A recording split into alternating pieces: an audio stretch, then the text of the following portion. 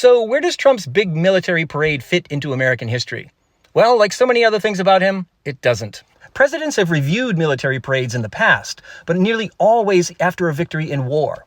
And the focus of these parades has always been on the soldiers and sailors, not saber-rattling displays of weaponry.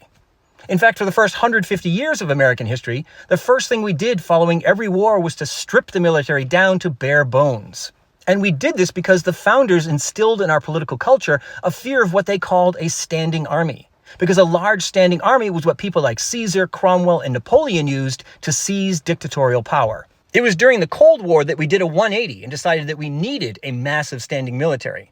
But we avoided brash displays of military hardware during parades because that's what dictators in Russia, North Korea, and China did. The one exception was the parade reviewed by President Bush in 1991 following victory in the first Iraq War. And it drew a lot of criticism for including a lot of tanks and other weaponry. So why is Trump staging this unprecedented $50 million military extravaganza?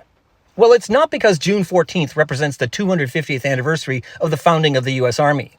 We know that Trump is profoundly ignorant of U.S. history. And we also know that he wanted to have this parade during his first term in office, when there was no anniversary to celebrate.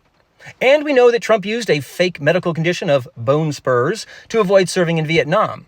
And that he's expressed contempt for people who have served in the military, calling those who died during World War I, quote, suckers and losers. The explanation for Trump's parade is simple. He craves power and admires powerful dictators like Putin, Kim Jong-un, and Xi Jinping, dudes who regularly stage huge military parades featuring tanks and other weaponry. Trump also craves respect and knows the military is the only public institution viewed in a positive light by the American people. He clearly hopes that some of this respect will somehow rub off on him. And Trump is a narcissist who is clearly delighted that this event is taking place on his birthday. So like many things associated with Trump, what's happening today in Washington is both pathetic and very, very dangerous.